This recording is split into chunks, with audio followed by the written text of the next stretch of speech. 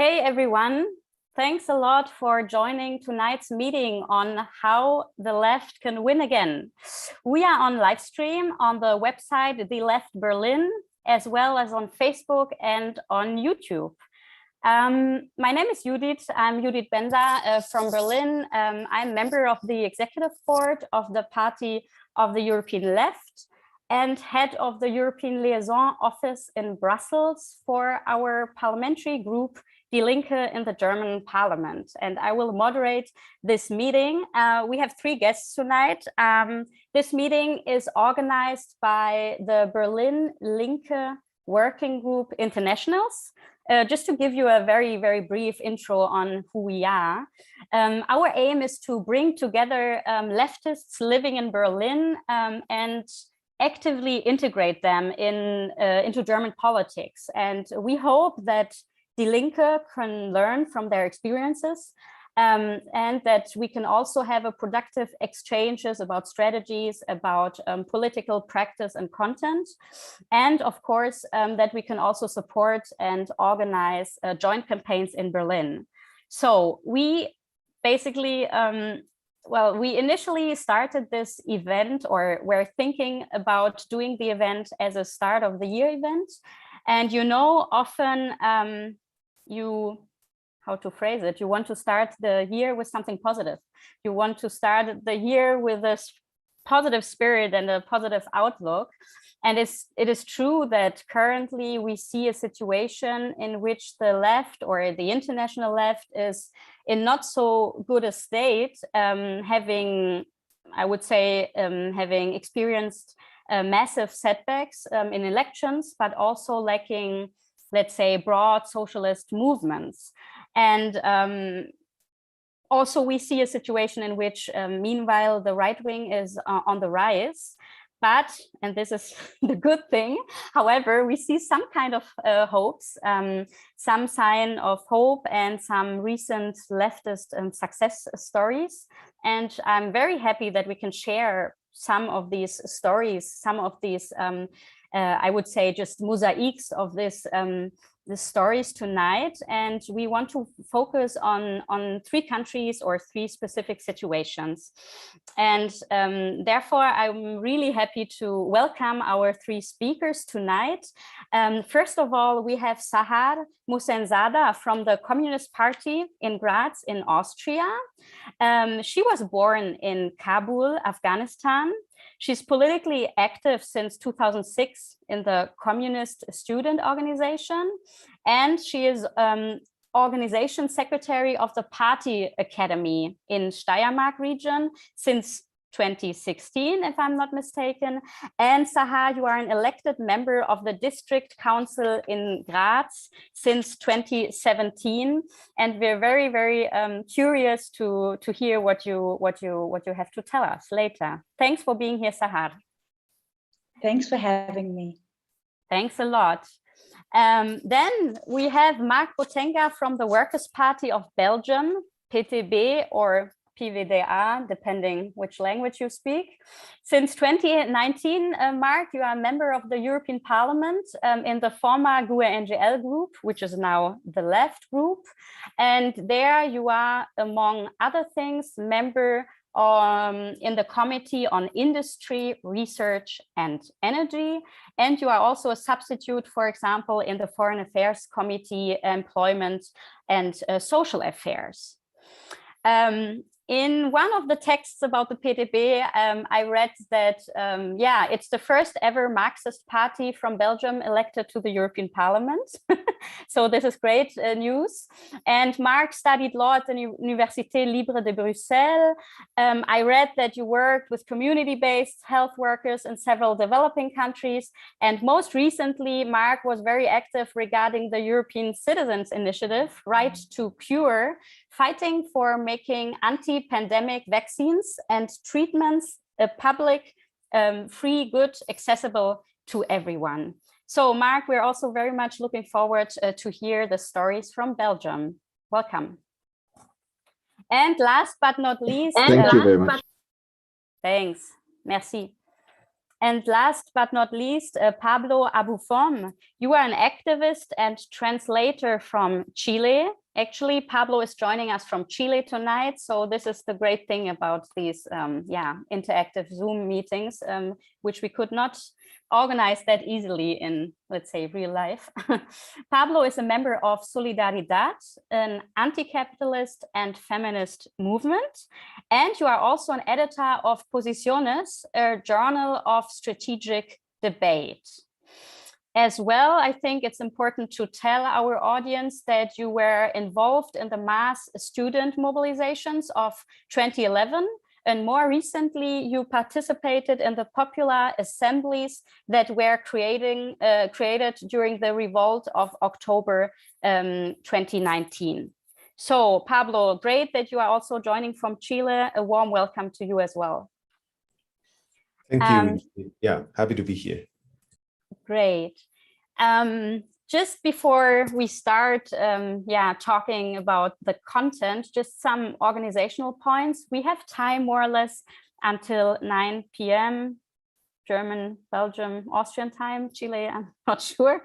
And we were thinking to, instead of have 3 longer inputs, to break it up a bit, to have 3 rounds of questions.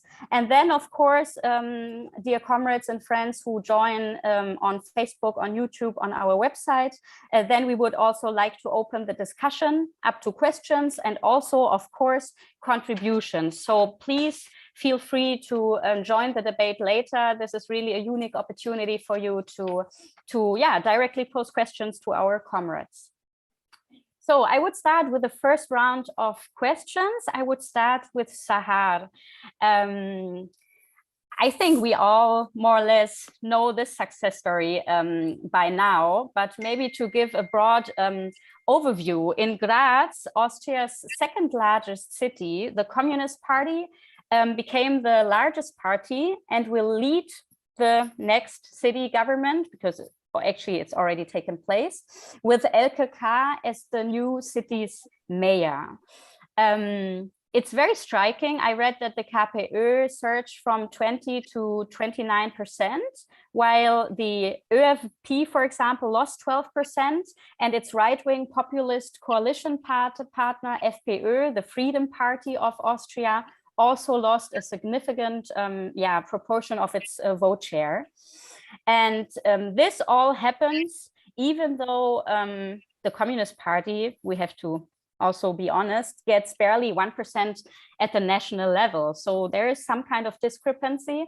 And I guess that we all are very interested to learn a bit how did this happen? Could you briefly say how the left has been in your country recently, and maybe also give us some, according to you, some reasons for your success in Graz? So you already told the most important facts. So in September 2021, we won the elections, and LKK became now the first female and the first communist mayor in a major federal capital. And she took over from Siegfried Nagel, a conservative mayor who was the head of the party for 18 years. This was a great success, and to compare it with the whole perspective in Austria, where we are around 1% at the national level, it was a major win. And to be honest, the results surprised us too, but it's a true chance to change the whole neoliberal narrative, or at least decelerate it, because this because at the end, the bigger achievement is the fight David against Goliath, which a lot of people told us. This inspired a lot of left activists, and there's a movement coming inside Austria after years of stagnation. So people now know there is another politics is possible, cleaner politics with credible leaders who truly want to help people and work for the people in order to achieve a better life. And it's a complete opposite to what's happening right now at the national level with the conservative and right-wing party, as you have maybe read about all the daily scandals in the newspapers. But the success wasn't easy, and this took 3 decades, and it all started with this parole: the Communist Party of Styria is a useful party for everyday life and the great aims of the labor movement. And this parole originates from the 1990s, where our party was in a very bad shape. And the election results of those years were anything but encouraging. We were around 0.6% in the state elections. And at this point, the party realized we have to change something. And this massive change meant concrete help for the people with fundamental criticism of the prevailing politics. So shortly after, in 1993, the Mieternotruf came into being. It was an idea from the French Communist Party in Lille. And the aim was to strengthen the tenants who were to be driven away from the apartments, which had been taken over by speculators. Those affected were advised in the Volkshaus in cooperation with the Tenant Protection Association. This is a legal aid fund for victims of speculators, which was financed from the political salaries of Ernest Kaltenegger and later on from also by LKK. And this resulted into winning elections. The party was able to increase its share in the local council up to 4.2%. And achieved a second seat in the local council, which LKK took over. Furthermore, the KPÖ increased its commitment to housing policies, which is still our major focus of our party. The KPÖ fought for repayments for tenants who had paid too high rents or operating costs. And what was particularly drastic at that time was that many tenants in municipal housing had to spend 50 or 60% of their income for housing costs. And from this, the KPÖ developed demand for additional rent payments so that no one should pay more than 1/3 of their income in a municipal apartment. And the second focus of the KPÖ Steiermark is what we always, that we always seek the alliance with the people in form of referendums. So whenever a megalomaniac project comes in, as lately Olympia or the Amazon warehouse project, the KPÖ starts collecting signatures in order to initiate a referendum. And this has two effects. We are all the whole year on the streets. We're always in contact with the people, and not just during electoral times. And secondly, the people of Graz appreciate us as citizen friendly, or as we call it in German, bürgernah.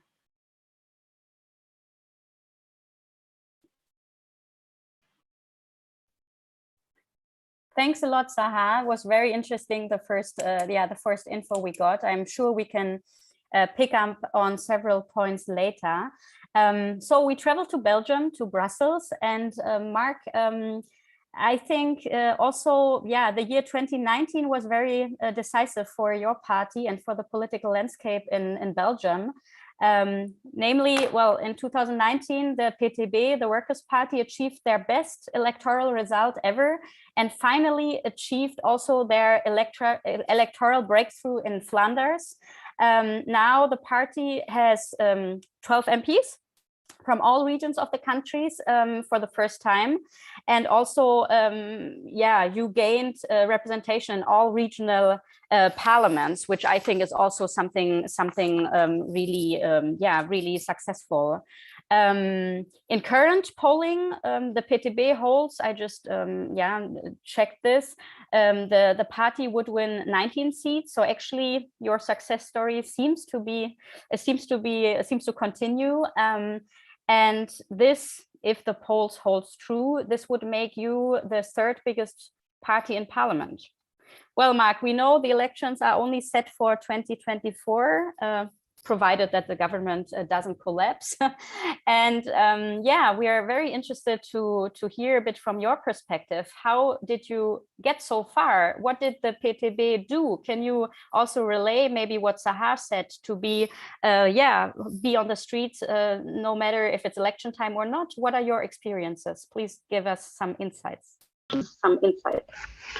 Thank you. Thanks for the organization, and special thanks to Sahar, because indeed very many of the things that she said are very, very recognizable and are indeed things that we we also value and that we find very, very necessary. I mean, in a few minutes, first of all, let me make some publicity. Then we wrote part of our history, because we go back. Our history goes back to 79. So depending on what side you're from, we're either a very young or a very old party. I know the Linke came after us, but a lot of other parties are in Belgium. We're quite recent party.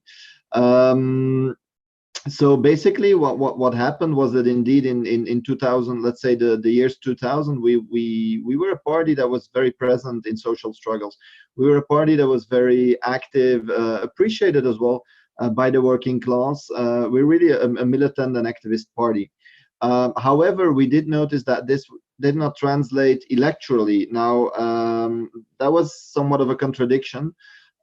Even though our theory of change is very much based on power relations, it's not. We don't think that we're going to make the difference in Parliament. What Roel Hedebouw, who's now our new chairman, always says, he's like, I've been in Parliament for a few years and I've seen many things there, but I haven't found power there. Power is outside. Power is in the demonstrations. Power is in the strikes. All social conquests, all social rights have been obtained that way in Belgium, but also in other countries. So, but that doesn't mean, of course, that the parliamentary presence and the tools that parliamentary presence gives you to reinforce or to improve the balance of power, to improve power relations in favor of the working class should be dismissed or not considered. So we changed a lot, and when I said I was going to make a little bit of publicity, it is because we've got an international website with international PvdA, which basically has a part of our Congress that describes, also in English and perhaps even in German, if I'm not wrong, part of that history a lot better than I'd be able to do today. Now, if I need to point out 2 or 3 things aside from what Sahar said, and which is really, really important, you cannot overstress that. Be with the people. Talk not just to them, but with them. You know, when we design an electoral program, we go, we do ourselves surveys. We go and ask, okay, what are your problems? You know, because going to people and just saying, you know, this is our program, this is what we believe, and generally also giving them all of the history and everything they need to know to make perfect, I don't know what, Marxists or leftists out of them. You know, that's not how you know, that was something we did too much. You know, that was one of the things we spoke too much to the people. Not necessarily everything we said was wrong.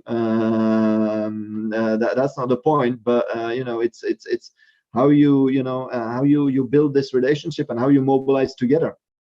So this was something that changed a lot in our party in 2000, in let's say the years from 2003 to 2008.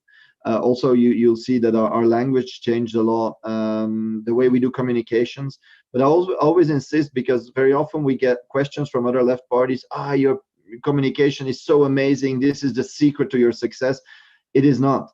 It is really important, communications, and it's really important to be, you know, to have a modern communication. To be, you know, I even went to TikTok. But this is not this is a part of it, but the essence is politics. The essence is being present on the ground. The essence is doing politics, to have not just to have a tactical approach to matters, to react to current debates, but also to be able to set your agenda, to have what we call a strong backbone, you know, the ideological and political backbone of your party, to know where you're going. And on this, you know, and then mobilize and create favorable battles, choose your battles and win.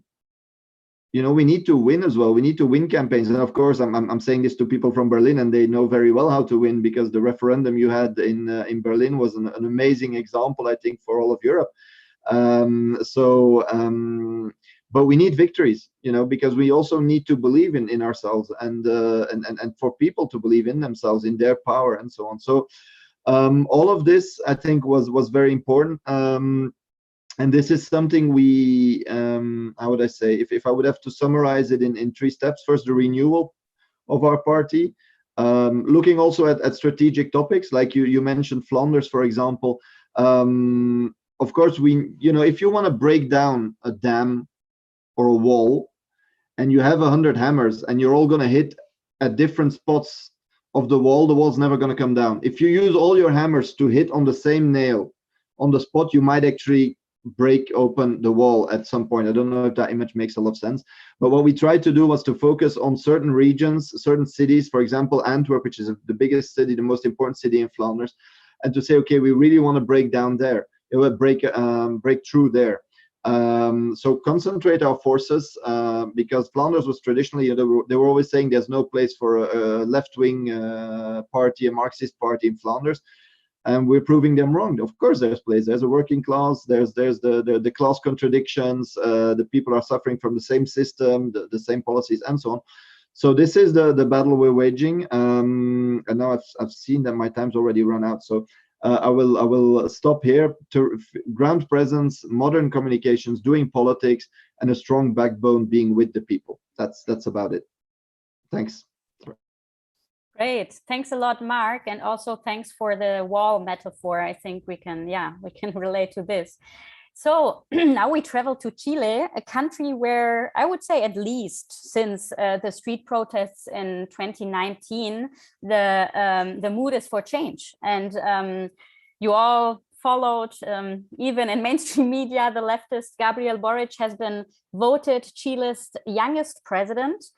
And his political appointments, I think we can say the cabinet, sometimes maybe even the ambassadors and other positions, included a historic number of women. At least this was also big in the media, and also diverse perspectives.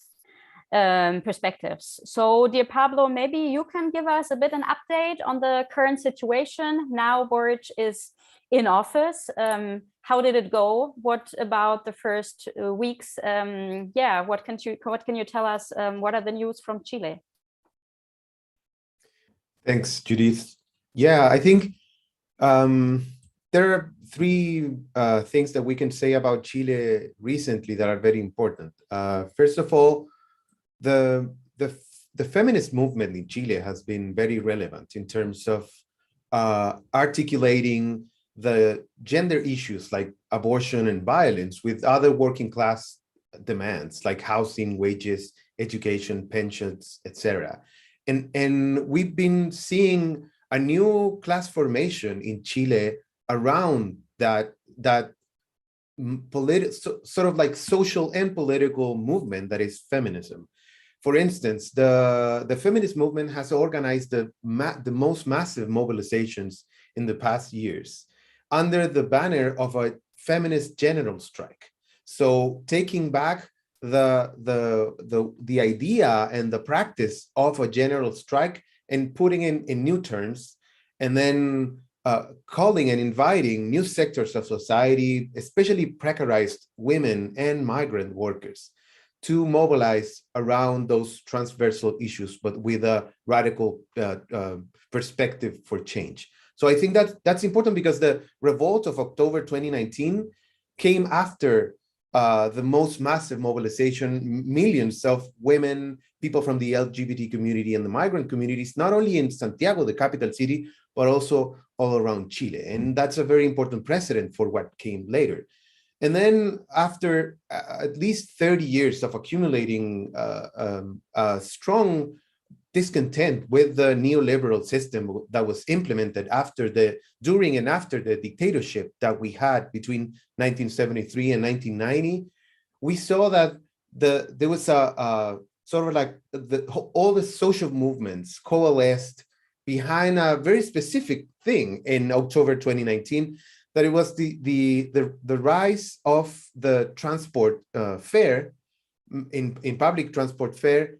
The students in like high school students organized protests, massive protests especially in Santiago to protest against those hikes in the transport ticket. And that, because of the way the right-wing government that we had, the way they repressed, they came down on the students with all the force of the police. that became a revolt everywhere. And so from one week to the next, we had all the main cities and urban centers in Chile erupting in revolt, sort of like an insurrectionary mass movement, demanding not just a change in the public transport fares, but also in other areas of society. And so all of those demands about housing, wages, education, pensions that had been so important in the past 30 years became focused on this sort of tactics of insurrection and confrontation with the police, and that were met with a strong repression by the president, by Piñera, the right-wing businessman and president of Chile for the second time. And he decided to declare a state of emergency and took out the military to the streets, which is basically, for the collective imagination, that took us back to the dictatorship. So it was a sort of like in 1 or 2 weeks, we had a concentration of all the recent history of Chile. And that, I think, there are two things that are very relevant for that context. One is the emergence of popular assemblies everywhere in Chile that were places and initiatives to organize neighbors and community organizations to defend themselves from repression, try to organize in this context of social and political crisis, not just to defend or protest, but also to, for instance, to get food in times of crisis, right, in some popular neighborhoods. So I think the popular assemblies movement was very important because we saw a new way to organize from the base, like a grassroots movement with a political perspective, people debating the kind of society they wanted on their neighborhood squares or parks. And then the struggle for a new constitution sort of like coalesced all those social demands into a political, bigger, broader demand. And that became sort of like the political fourth line of the next, of the following years. So in 2021, we had the election for a constitutional convention that is currently writing and approving very important articles for a new constitution that guarantees social rights. So I know that my time ended, but I just want to mention that constitutional convention included the election, including like all the opposition of the right wing and the center left parties that had been administrating neoliberalism in the past 30 years. We were able to elect representatives from social movements, from eco-socialist groups, from feminist movements and indigenous peoples. And so we have a exceptional political institution that is not Congress, that is changing the laws, in this case, the main law, the Constitution, to guarantee social rights. So we are in the moment of a lot of opportunity and promises, and that's very important. I can talk about Boric's government in the second round, but I thought that talking about this was very important because it sort of set the scene for Boric's government.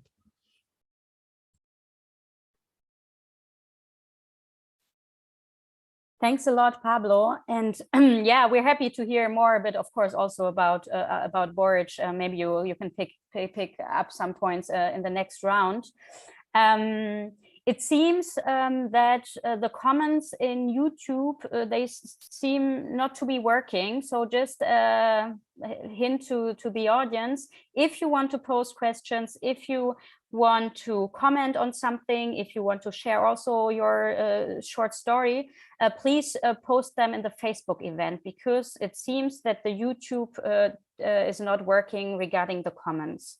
So we're very happy, and please use the opportunity to also get involved and ask some questions. Sahar, maybe now coming back to Austria, maybe interesting would be to know what were the biggest obstacles that you have had to deal with. Now KPÖ Graz, you're the biggest party. You are, of course, in a also coalition. You have to deal with other parties. Maybe you can give us some insights on the question on the biggest obstacles, but maybe also you said that the main focus is housing. Maybe you can also give us an insight on what's currently on your agenda and who's your partner actually. I mean, you said, of course, the people you are on the streets. Who do you work with? What are current alliances also, and who's supporting you in the big fight? Because I guess also that you as the party, but also LKK as the mayor, you face also severe problems and difficulties.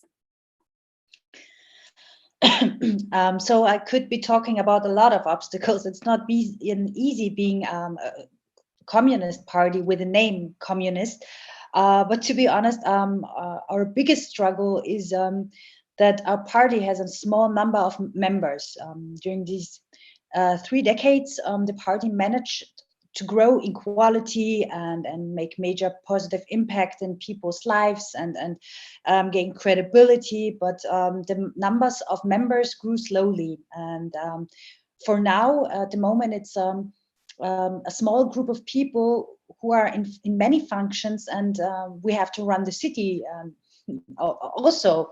So the electoral win has brought more people who want to join the movement, but this is a slow process and it will take its time. And training a cadre is a time-intensive process. That's our main struggle since I've been with the party.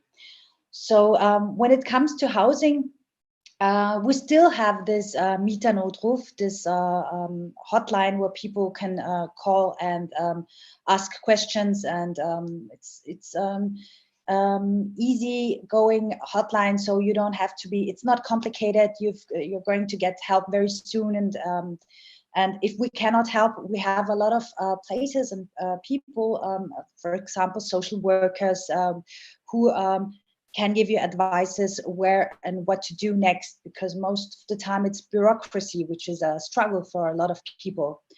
And yeah, the alliances are still the people which know us and love to work with us. But at the moment we are having this coalition with the Green Party and the Social Democrats.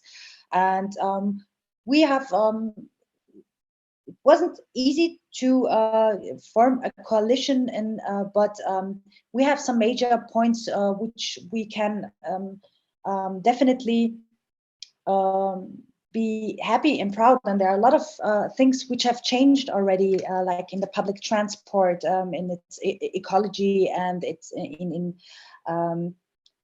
social housing. Like, for example, in the last coalition, in the conservative and right-wing party, they made it harder to get into this municipal housing system.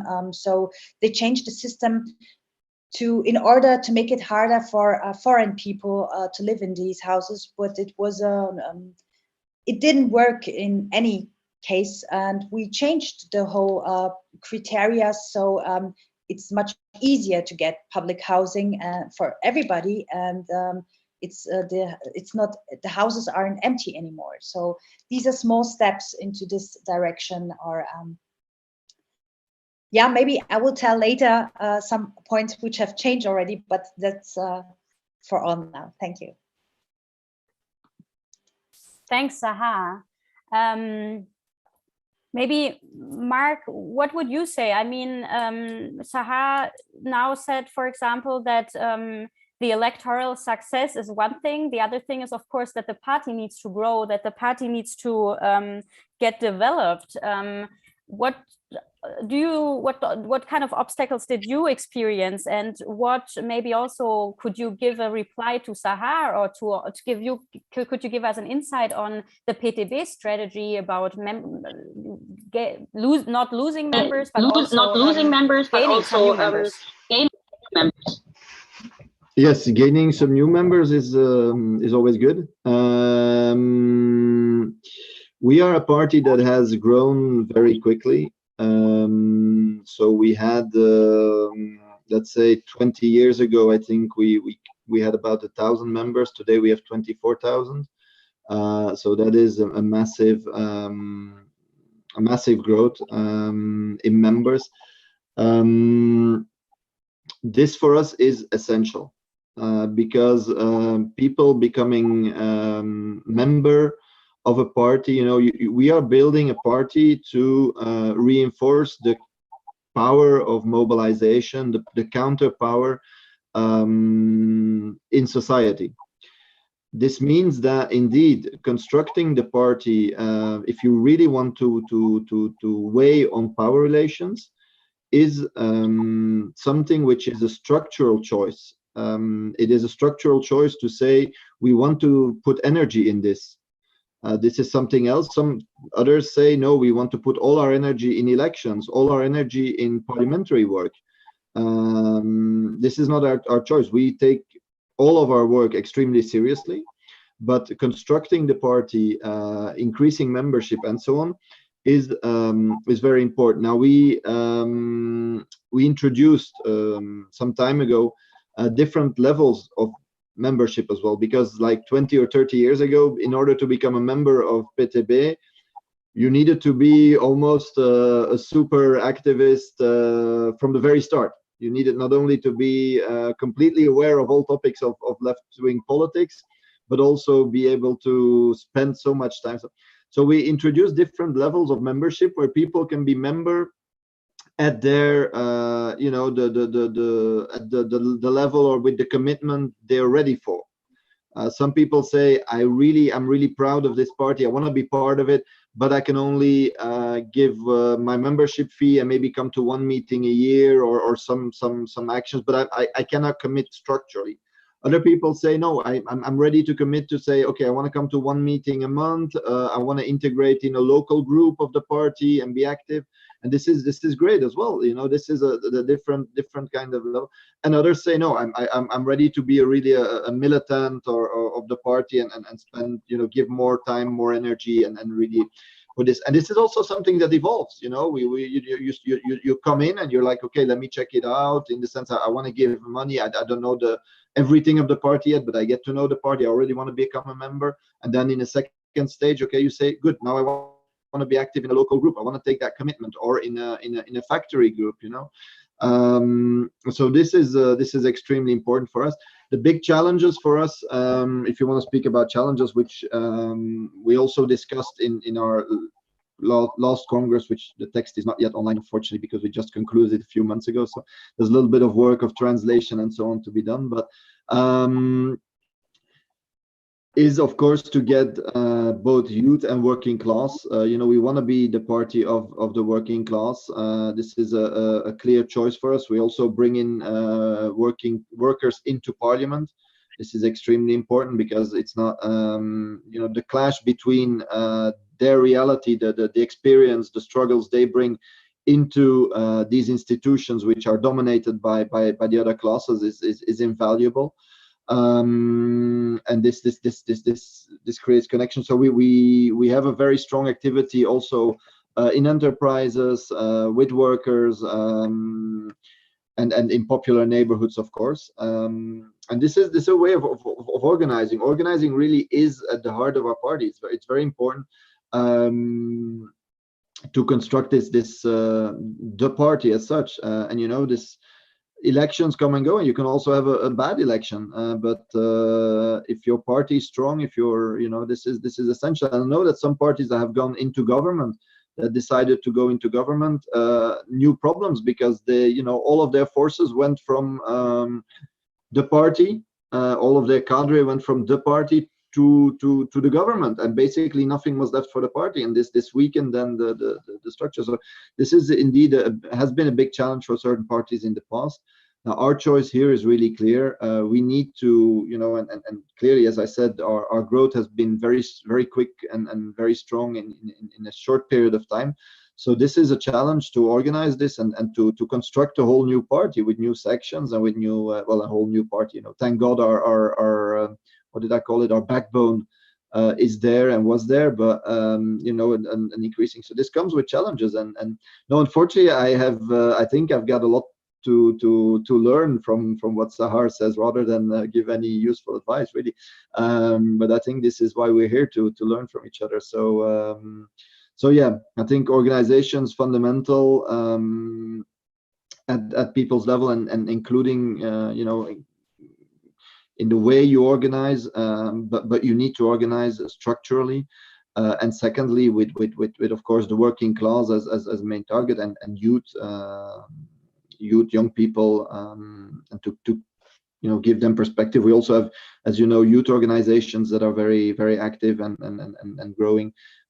Think of Red Fox, things of Comac and so on, which have their own way of working and functioning, of course, but they are important. I don't know if that completely answers your question, but I tried. And otherwise, if there's other questions, I'm happy to come back to them.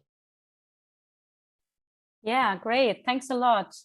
Pablo, maybe now it's the time for you to come a bit into detail about maybe the Boric government, if you want to give us a brief outline on this.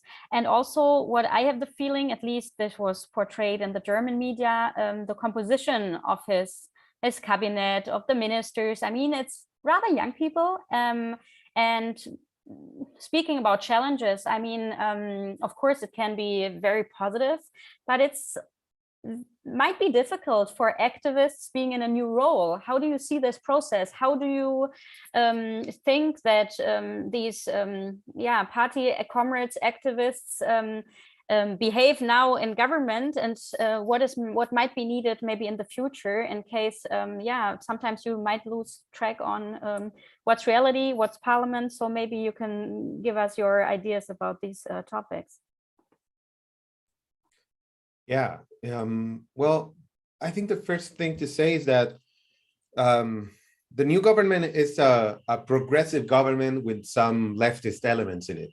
And I think this is important because it's one of the challenges that we face as the left in Chile, is that since the strategic defeat of the working class in 1973, we haven't had really sort of like a reactivation and reorganization of a strategic perspective of the left in a radical sense, and a unified program for the working class. And this is not just because of the personal will of the political groups. It's because of the actual, the reality of Chilean society. We have a very fragmented working class that is divided in several layers of different access to education and housing and healthcare, and being hired in different sort of contract, subcontracting, etc. So it's a very fragmented working class. And that means that the political projects that emerge to represent that working class are also very diverse.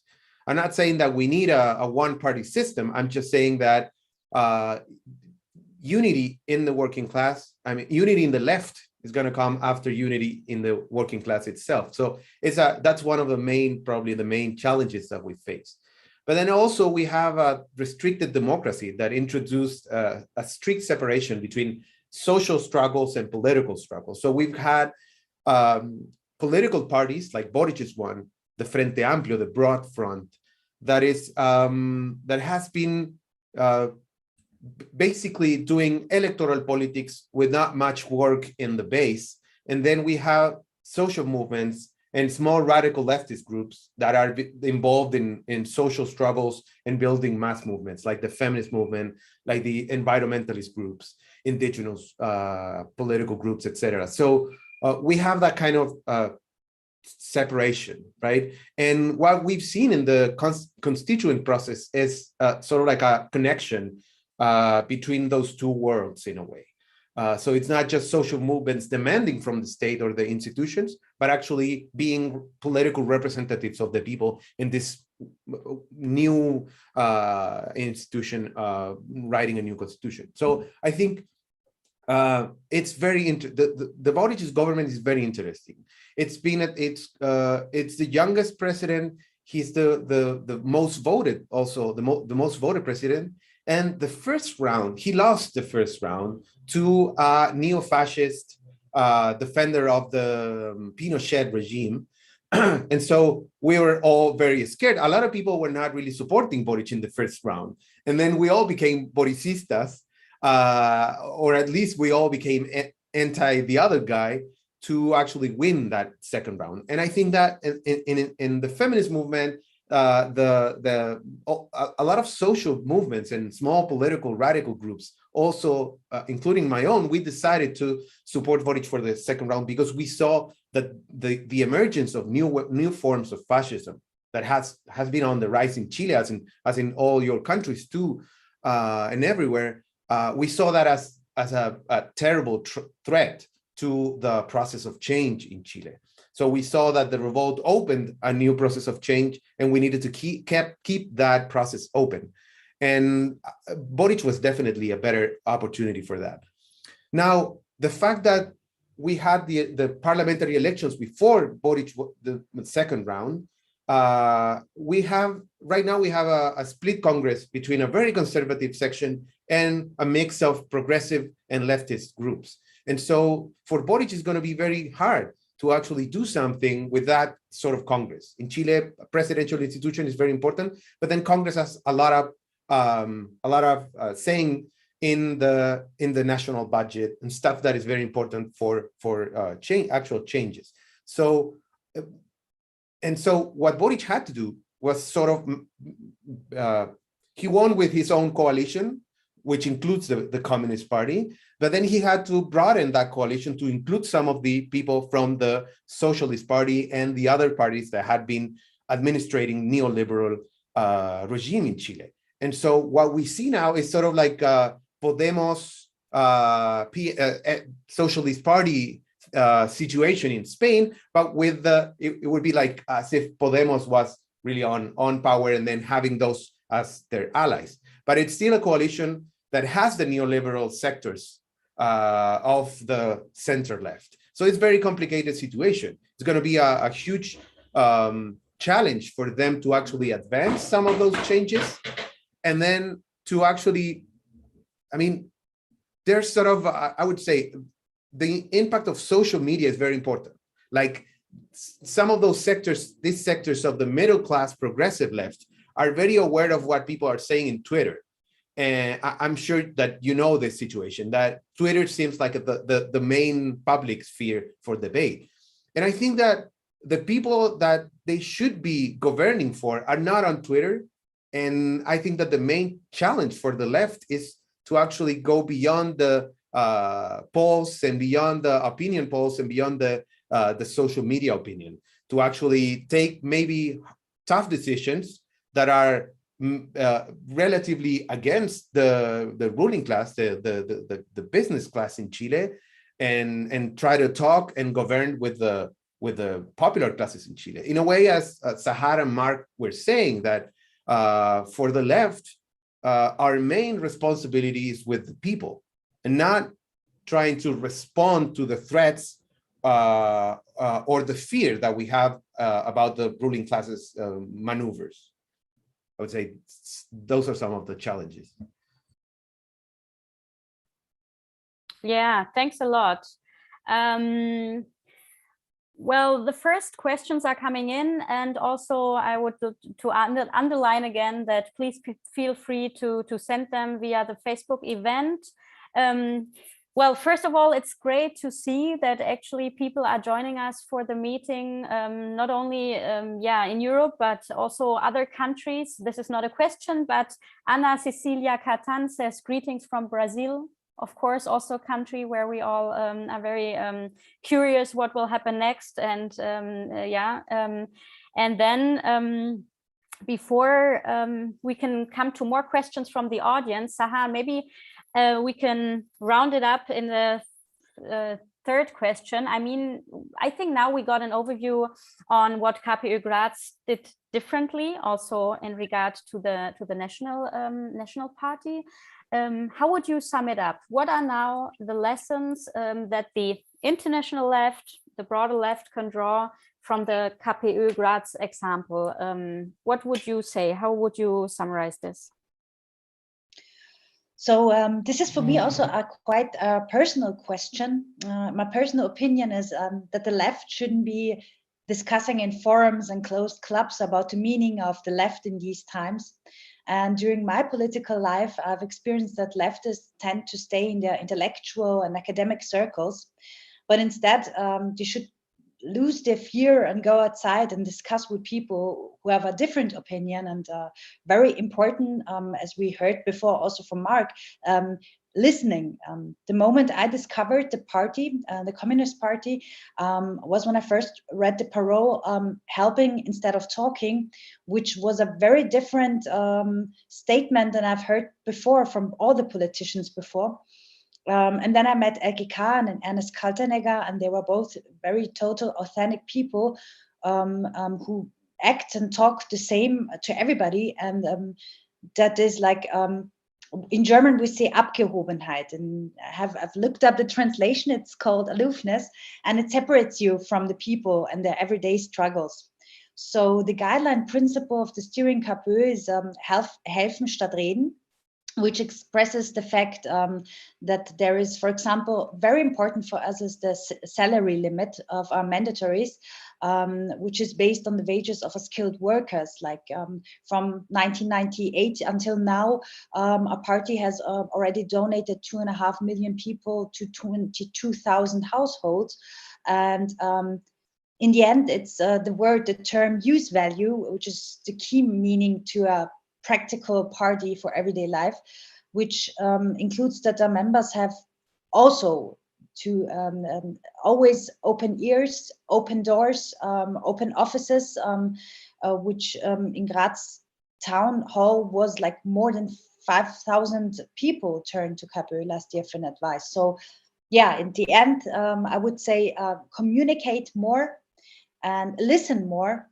And the most important point is like the Communist Party of Austria is a sociable one, so meaning that our parties are legendary. We have 4 big festivities with great music and international food, and these are 3 to 4 events a month, which I'm also organizing. We create places everyone can come and feel open, and everything is for free. And where you can meet with other left people, but also any kinds of people. So being open, sociable, and listening would be my simple advice for the left. Great, that sounds so simple. Sahar, thanks a lot. Talking about festivities, I think also Marc can tell us what PvdA is planning, also maybe to see a bit what's going on in the future. But before talking about this, I think Marc, you already gave us an insight about what PvdA tries to make differently. Maybe one thing I heard about, maybe the audience, maybe not everyone is aware of it. Maybe you could go into detail a bit about the project Medicine for the People. Maybe you can give us an insight. What is this? And because now we had the topic of housing, but I guess also, of course, we are it's still in the pandemic. The question of healthcare is not only with the pandemic, before as well, a very important topic. And I think PvdA has some stories to tell us in this regard. Yeah, maybe you can comment on this. Thanks. Yes, no, this is true. Medicine for the People, Doctors for the People, Médecine pour le Peuple in what's that called, French, and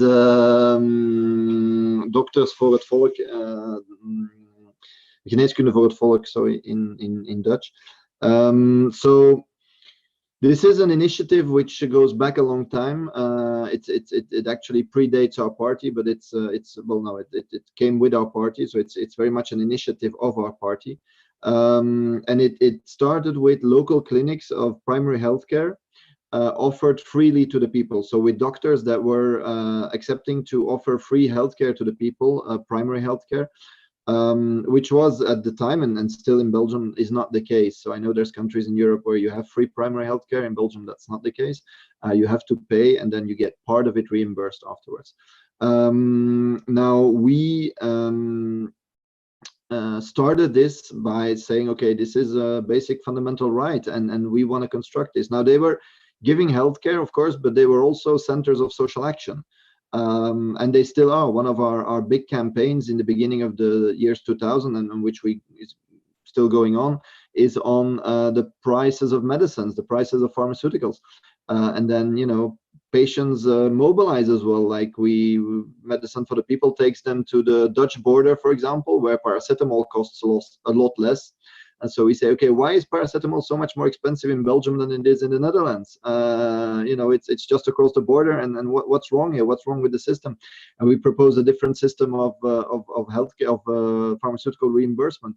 So this is we now have 11 practices. There's hundreds of people working for them, doctors. Of course, it became different.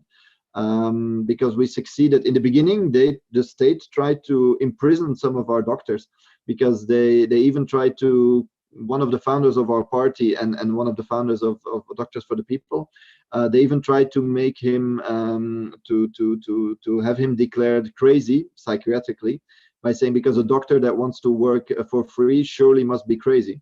So this, imagine the sphere and the atmosphere that was around this.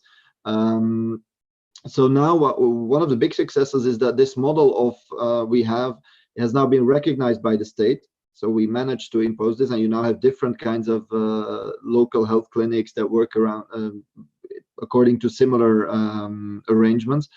But of course, the militant character, the mobilizing character is also very important. So this is, I think, something we're really proud of, because it really is what, and I'm going to stop saying that I agree with what Sahar said, but it is really about talking and about doing things and you know, organizing also local neighborhoods rather than just talking. You know, when they say, yeah, but PvdA, you're in opposition, it's easy to talk. We've got, well, you know, we've got things to show for it. This is a real practical thing we do. It's not the only thing. We do a lot of other things, but you know, these are people we are concretely not just helping, like as in a charity approach, not at all. I mean, Medicine for the People really is an empowering and a mobilizing initiative, but it does also help people, you know, and it goes beyond, for example, the traditional liberal vision on healthcare, which is like, okay, you've got a headache, let me give you a pill. And then people come back a week later because they still have a headache, and we give another pill. Okay, I'm making a little bit of a simplification out of it, but you know, they go and say, okay, why do you have a headache? Why are your children coughing? And then you go and look at, okay, how are these people living? What are living conditions in their public housing? And you see there's a lot of humidity in the house, that there's not enough, that the landlord doesn't take care of the house, and so on. And then, you know, this is something you can campaign around. So it also gives you a real, let's say, thermometer into the social reality of the neighborhoods, and an option to mobilize them for change. You know, like social housing should be better, because look at, people are getting literally sick of it, or ill of it. You've got the same thing with soil poisoning. So we've had this in different communes where we have Medicine for the People, where pollution by big companies basically made the soils toxic.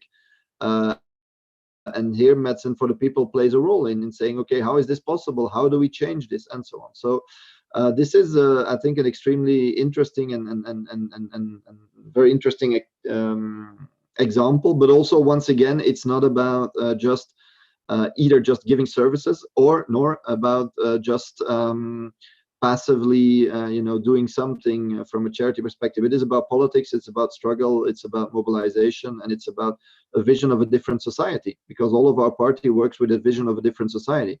We know that capitalism is not the option, is not the alternative, cannot be the alternative, be it for the climate, be it for working people. So we want a different system. This is what we don't hide that. We're very clear about that, and this is what we mobilize for. And then maybe to just, if I may add 2 words on I do think indeed there's this tendency, I agree also amongst the left internationally, to too often speak about the crisis of the left or the problems of the left, and come on, this is not very, you know, there's a lot of good things going on, and even even in countries where the left has troubles electorally or with parties and so on, there's so many struggles ongoing, there's so many things, so much potential and people struggling and so on, that you know, we need to be out there and change it, you know, not just talk and think that, you know, well, maybe what's wrong here, what's wrong there. Let's go out, let's fight, let's struggle, and I think that's essential. And maybe just on the salary, I had a very nice exchange in Parliament last, was it 2 weeks ago? Because I attacked the European Commission for getting too much money to high salaries. So the European commissioners, as you know, they get about 25,000 euros a month. The president of the commission even 30,000. So and I attacked them on this, saying, how do you want to understand what people in Europe are living? You speak about crisis, but you don't know what it means. And it was very interesting because we had one MP, one member of the European Parliament, a liberal from Romania, attacking me, saying, yeah, but are you ready to give up your salary because you're criticizing the Commission? And it is for us really also important to have this fact that all of our members of Parliament live at the average the average salary of a Belgian worker. So this for us is also really important because we don't want to enrich ourselves with politics on the one hand, but on the other hand, this is the way of also staying in touch with reality.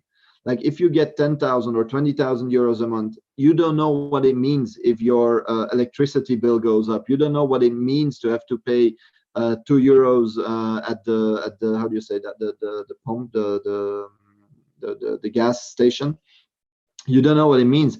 So this is also very important for us. It's an ideological principle. It's a political principle, and it is really something which is you know, which is part of and parcel of our vision on how we do politics, not just parliamentary politics, but also politics in general. I'll stop there. Sorry for being too long. No, don't excuse you. I mean, we're really good in time. It's 8 o'clock. We're doing maximum an hour. If not so many questions come in, of course, we can wrap it up earlier. But thanks a lot. It was really interesting. Yeah, Pablo, maybe you could also tell us your view on the question, what can we now learn from the Chilean example? I know you are already mentioned in your talk before that, of course, there are some problems, but to maybe look a bit to the future, what would you say? What can we learn? And yeah, what's at stake now in Chile? Yes, well, very inspiring. Sahar's and Marc's words are very inspiring. What they're doing there. I think that we're in the middle of a process, and lessons are not going to come for a little while.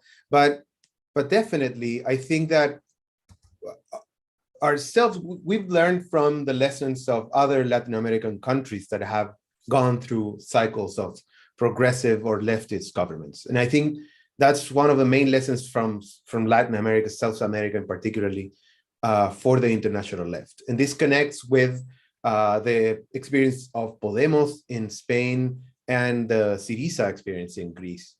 And I think that probably the main lesson, and I think in Chile is not going to be different, is that if you don't govern with the people, with the popular movements, with the popular classes, to actually confront the economic model and the political regime in a country in an actual structural way, you're paving the way for defeat, and maybe for a long defeat, which is what we're seeing right now in Greece, for instance. And of course, that includes, it's not just about the political decisions of high-level members of parliament or the government. It's also about the international solidarity and the international cooperation. There's no way that we can overcome neoliberalism in one country. This is also another key lesson from the Latin American experience, is that neoliberalism is not a thing that happens in one country. It was very famous. There's a slogan very famous from the revolt that Chile was the birth of neoliberalism, and it's got the cradle, and it's going to be the tomb of neoliberalism. And I think it sounds nice, but it's failed. It's not true.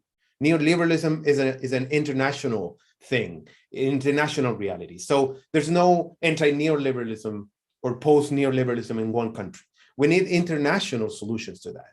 And so that's why it's so important what's happening right now in Brazil, with maybe Lula coming, and what happened in Ecuador. I mean, I mean Bolivia. So maybe we are opening a new period, a new cycle for change for the left in Latin America. But that definitely needs to take into account the experience of autonomy of indigenous peoples, and plurinational struggles, and definitely the feminist movement that in Latin America has a very important place in the political struggles. So I think that's probably like the main lesson that we can take out of the experience. I think definitely one of another thing that for me it's very important is to see that in, like, for the revolt, a lot of people in the left were talking about as Sahar and Marc were saying, people were talking about the crisis of the left of not being able to of being leaders of the revolt, right? So it was all about us not being able to lead the way for the people who supposedly doesn't know what to do. But the actual thing that was happening is that the people actually did know what to do. It was just take out to the streets and start an insurrection, and then change came. So this is an old debate, I know, in the left, between like mass strikes and the party leading the unions, et cetera, et cetera. But I think that one of the main lessons is that we need to go to the people and find the lessons there, and find how that dynamics of the popular organization, and how the experience and the knowledge and the tactics that are being created with a lot of innovation by the actual people in the streets that are not part of the parties or the unions. Parties and unions are not necessarily the more interesting representatives or the more interesting spaces to organize, right? So I think that another lesson for me is social movements, community organizations, we have to stop saying that they have a roof that they can't like go above.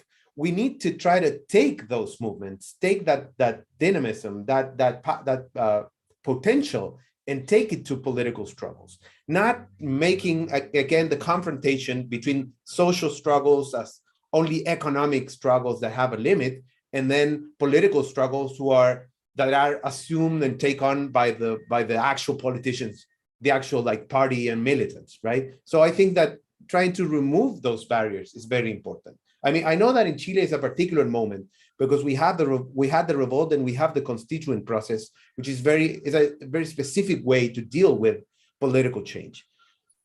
But that wouldn't have happened without social movements like the feminist movement, the environmentalist movement, assuming the challenge of going to political struggle.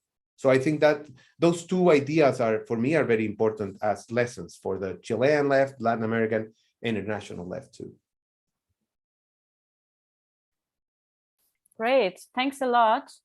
I would continue with a question coming in from Berlin, which partly actually Pablo also already commented on, but I will nevertheless still read it now. And Sahar, Marc, but of course, Pablo, also, you're very welcome to comment. So the question is, in the last decades, we have seen left parties appear to succeed, but end in defeat. Syriza, Podemos, Jeremy Corbyn's Labour. How do you think you can avoid a similar defeat? Do you want to comment, or who wants to go first? Let's put it this way. I would go first because I'll make it very short.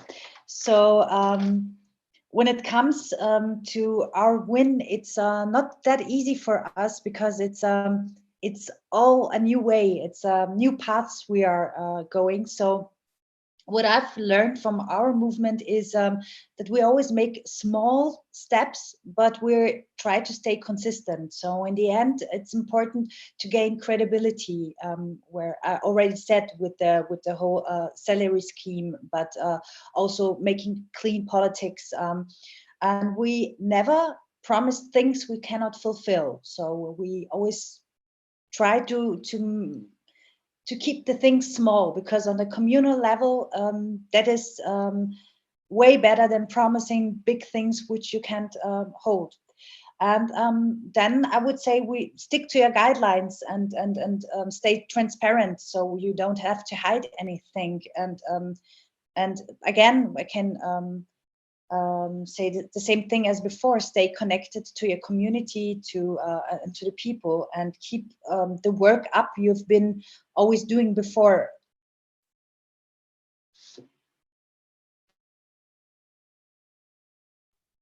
Thank you. Marc or Pablo, do you want to react?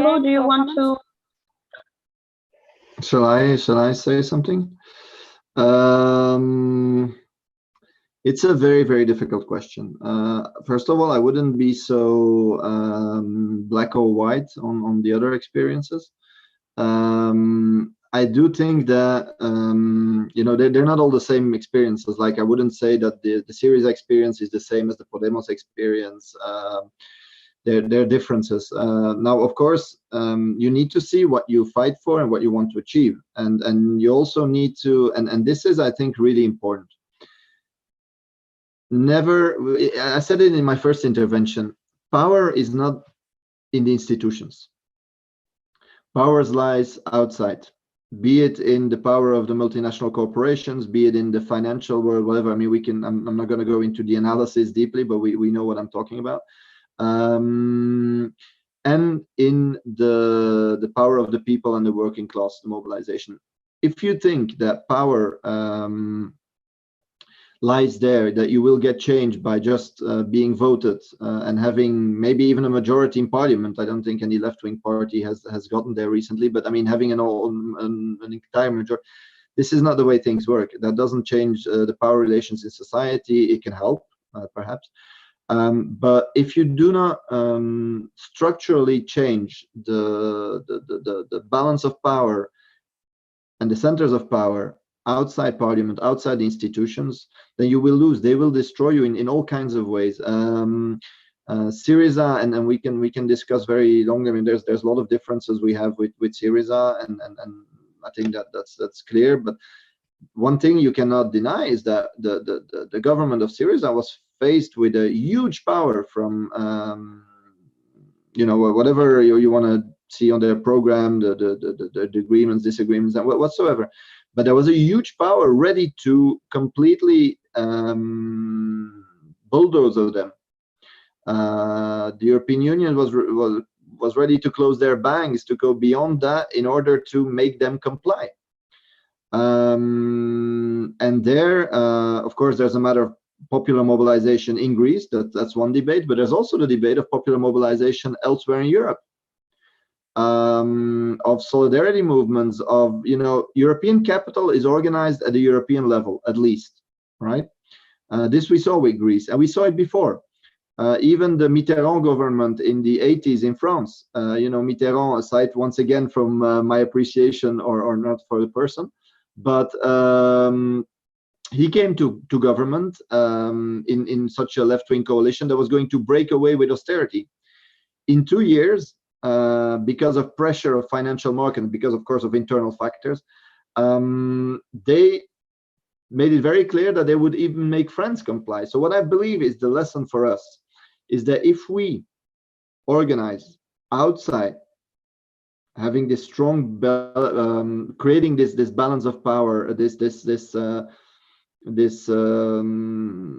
extra parliamentary force of mobilization, and this, I'm speaking, of course, about the party, but I'm also speaking about trade unions, speaking about working class movement, and speaking about other movements, and so on.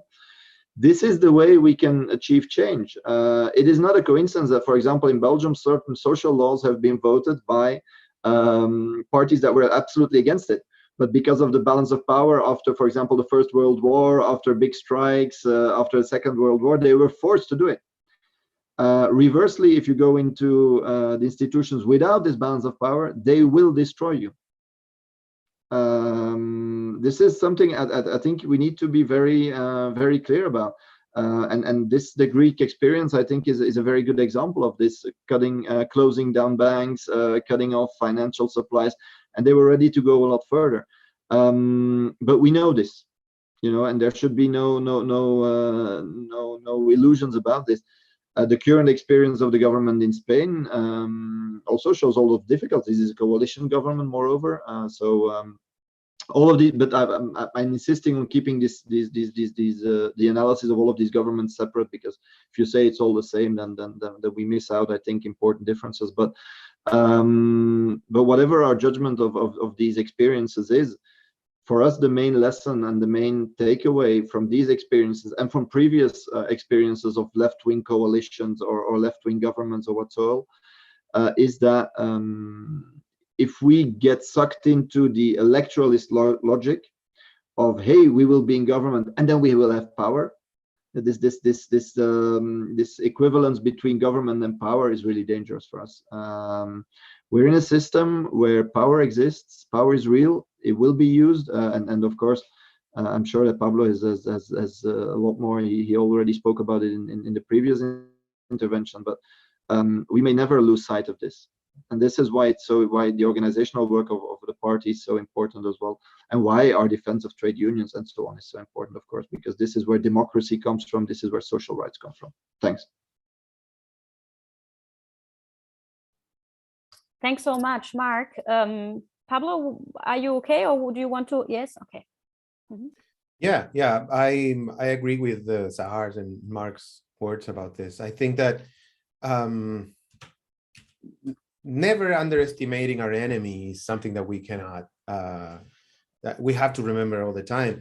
But then again, also never underestimating the power of the people to implement change.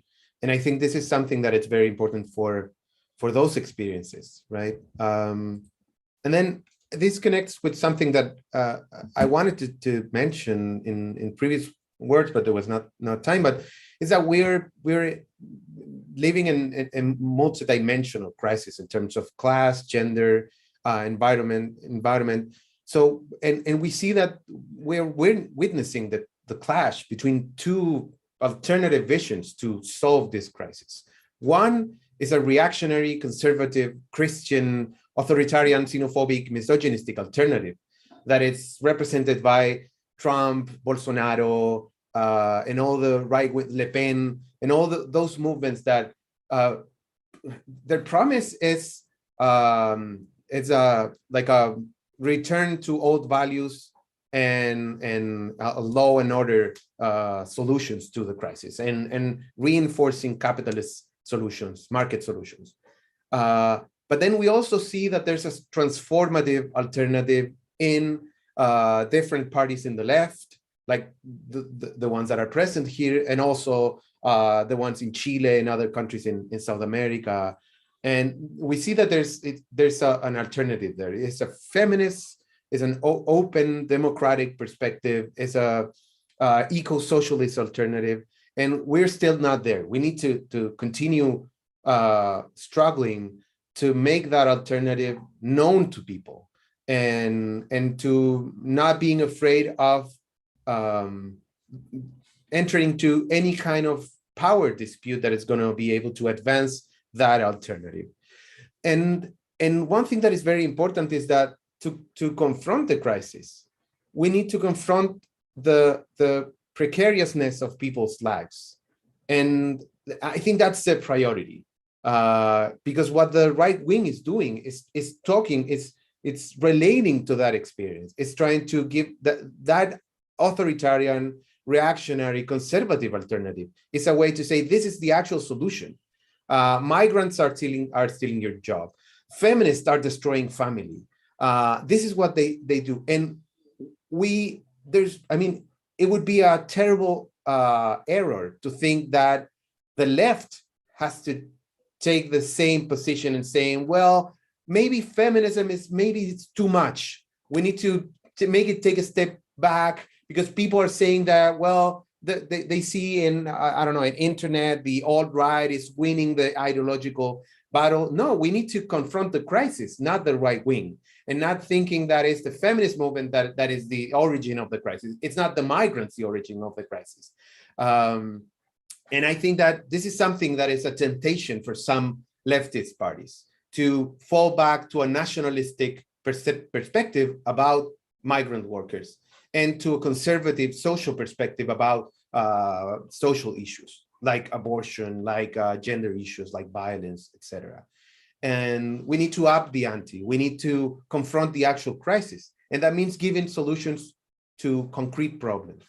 But that takes, I mean, we opened that, the thing that Marc was talking about is what it's the extent of change, and that depends on different countries. Like in Greece, there was a limit. But then, I mean, you can always criticize the what Syriza did, or the fact that Podemos became a coalition government with the neoliberal administration, the same in Chile. I don't think that judging tough political decisions is what we need right now. We need to think about how to move forward. We're not going to solve things for the next year or 2 years. We need to think in the longer term. And I think confronting the crisis directly and presenting an actual alternative to the right wing, which is on the rise, the same way that the left is on the rise. We have a polarized politicization of society right now, and I think that's key to the current movement. Thanks so much. I would have one last question. You've all talked about the need for an international response to capitalism. My question would be, and I would ask you if you like to all briefly comment, how can we practically work better together? If you all see the need that, we work more internationally, how can we do it? Maybe Sahar, you want to continue, and then Marc and Pablo? I don't know if I understood the question. You mean how can we as the left Yes, yes. The question is, like, you've all very put much emphasis on the we need an international response to capitalism. We won't win the fight just in one country. And the question would be now, practically, do you have experiences from your party, or do you have any more ideas on how can we, practically work better together, strengthen the party networks or also activists networks?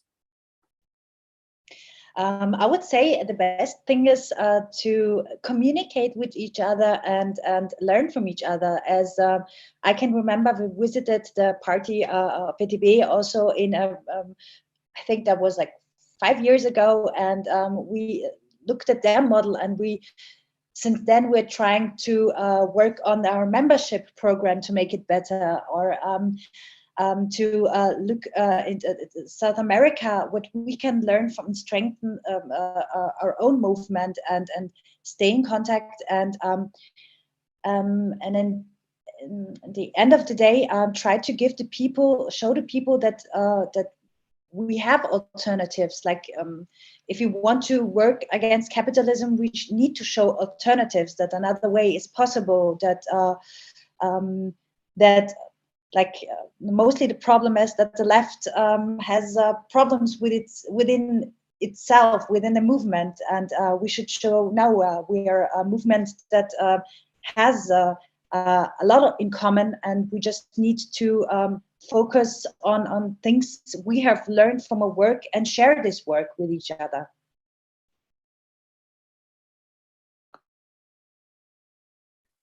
Thanks a lot. Then I would give the floor to Marc, and this is also, let's say, your last a contribution before then I wrap it up.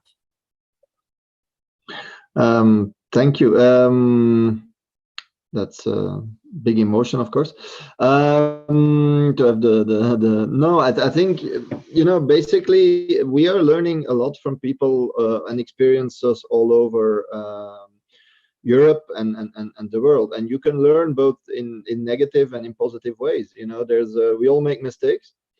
We make mistakes as a party. It's really easy to think that you're all the time right and so on, but we are not. We make mistakes and we try to correct them. We look at it in a critical way at what we do. and sometimes we learn things. Sometimes we see other parties do things a lot better than we do, and then we try to not copy it, because you can never, I think, really copy paste approaches. Countries are different and so on, but you can learn, you can see, okay, what would work in our country, how would it work differently, and so on. So I think this is a really important part of it.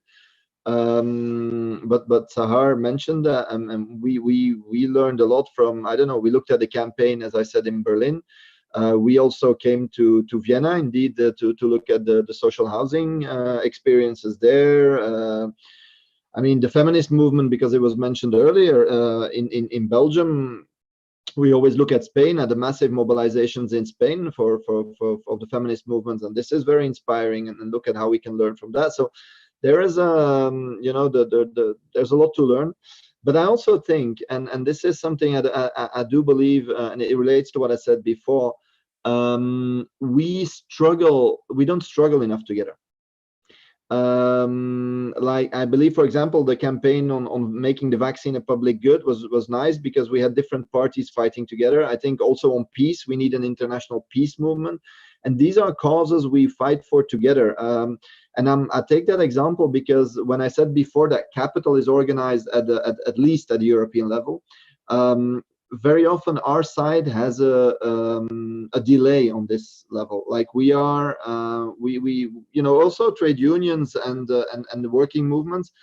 There's a lot of steps that have been taken. I mean, I remember that, for example, the strikes in the ports in Europe between 2003 and 2007, more or less. They built this movement of port workers throughout Europe. And they succeed. This was national strikes, European strike. This was national mobilizations, European demonstrations. And this way they put the different institutions at different levels under pressure, but they also created a very strong balance of power. This was not easy. This was a lot of hard work from trade unionists going to different countries, discussing different contradictions and so on. So let's never think it's easy, but they did it and they had a lot of success. I think they blocked about 3, or they blocked 2, and they emptied a third attempt to destroy their rights. More recently, the port workers, the Ryanair workers, there's a strike now in Belgium this weekend of workers of Ryanair. Whenever they tried to strike, Ryanair said, okay, I'll close this base in your country and I'll just open one next door in another country.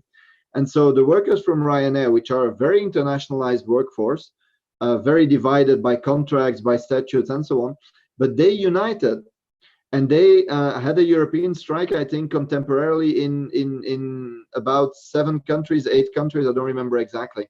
But this way, Ryanair, was put under pressure in a very impressive way, and they actually obtained some things, like, they didn't win everything and so on. It was the first step, but so this idea of European struggles and really focusing on topics that are also European, that is not easy, I agree, but and there's always going to be an interaction and a dialectic between a national level or local level and the European level. But I think on this, we can do better, we can do more. There have been first attempts. I mean, the climate movement, for example, and this was very inspiring, the youth climate movement was immediately, and I'm saying immediately to shorten the debate or the discourse, but was very quickly entirely focused at the least European level. They focused on the European Commission, on Parliament, and so on all member states as well. But these are young people, and they immediately knew, and they were completely right, that they needed to mobilize at the European level. It was not enough to have a nice little climate mobilization in Belgium or in Germany. No, all together, and they succeeded. This Fridays for Future became a European phenomenon. And when I say European, I don't necessarily mean the 27 or 28 before 28, now 27 member states of the European Union. I mean, that's not what it's about.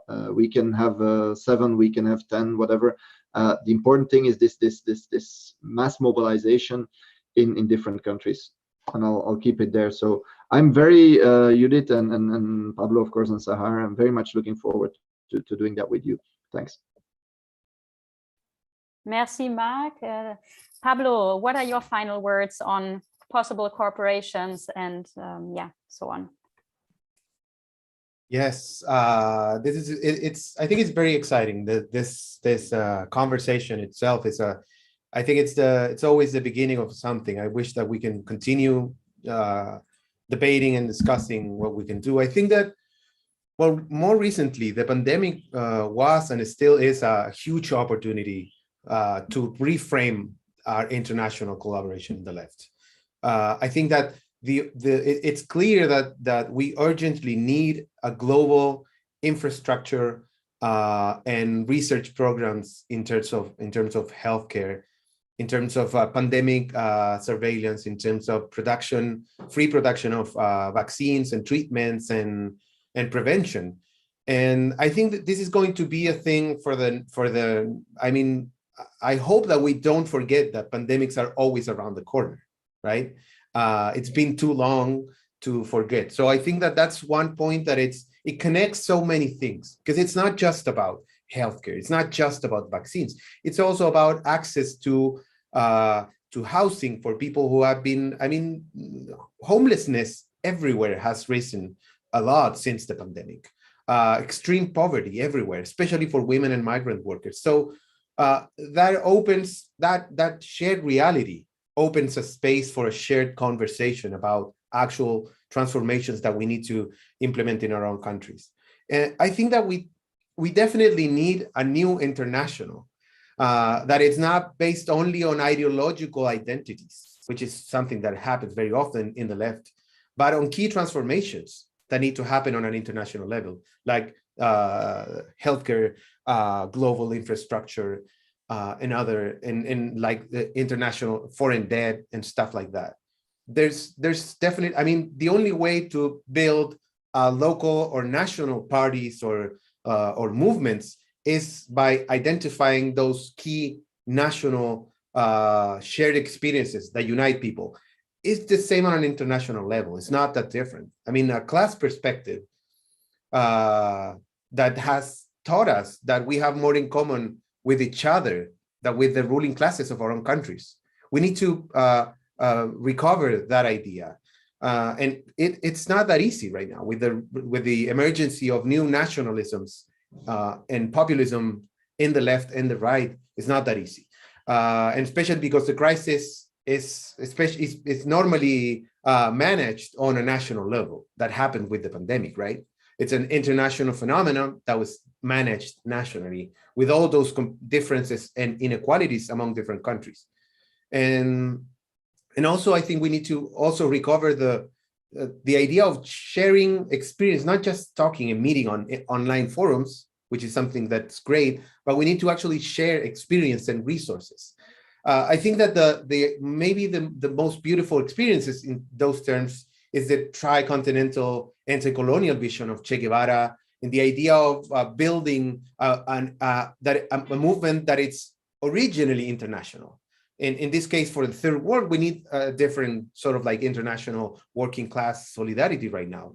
But the fact that Cuba has this idea of bringing doctors everywhere, like what Marc was saying, we like in our own movement, in Solidaridad, we have a significant group of doctors and people who work in healthcare, sharing that experience and learning from their experience to how to build this medicine for the people. Clinics, free clinics would be like a very specific, very useful way to learn from each other.